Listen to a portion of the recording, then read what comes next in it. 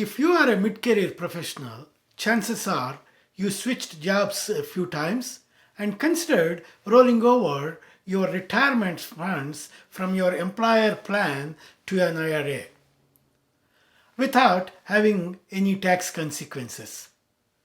There are two ways to do that. One is called a direct rollover and one is called an indirect rollover. Today, I will explain to you the difference between a direct rollover and an indirect rollover.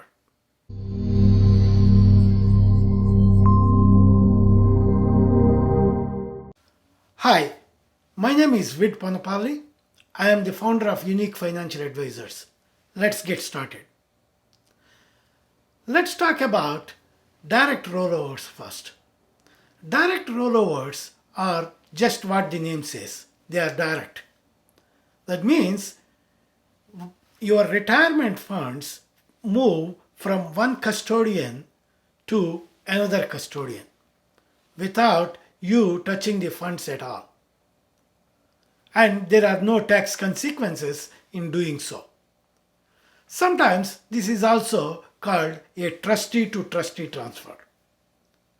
For example, let us say your ex-employer retirement plan is with Empower Retirement.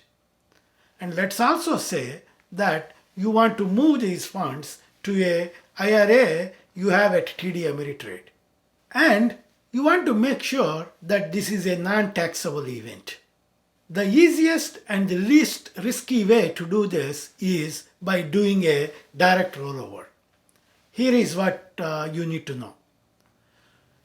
You open an account an IRA account at TD Ameritrade, and then you call Empower Retirement, tell them you are doing a direct rollover, ask them to liquidate your positions and send a check to TD Ameritrade and make sure they list your TD Ameritrade account and your name on the check. So the Empower liquidates the position. Empower writes a check to TD Ameritrade for the benefit of your name and your account and sends it to TD Ameritrade directly. You don't touch the funds at all. And TD Ameritrade deposits them into your IRA account. Yeah, the process might take few weeks, but if you are working with a financial advisor, probably your financial advisor will do all the paperwork, get the required signatures from you, work with TD Ameritrade on your behalf, and make sure your Empower retirement funds move to TD Ameritrade. If you are doing this yourself, you may have to do all the paperwork and work with the receiving institution to help you do the direct rollover. One point to remember is, even though a direct rollover is a non-taxable event, you may receive a 1099-R in January of the following year. You must look at the 1099-R, review it, and make sure it is properly coded that the transfer you have done from one custodian to another custodian is indeed a non-taxable event. Now, let's talk about indirect rollovers. Indirect rollovers are completely different. You take the distribution from your retirement account first, then you have about 60 days, you have up to 60 days available to you to deposit the money back into your target retirement account without having to pay taxes or penalties on the distribution. In other words, you are taking full responsibility to make the rollover a non-taxable event per IRS rules. In fact, if you miss the 60-day deadline, you will owe taxes on the entire distribution amount. Not only you owe taxes, if you are under 59.5, you owe a 10% penalty on top of it.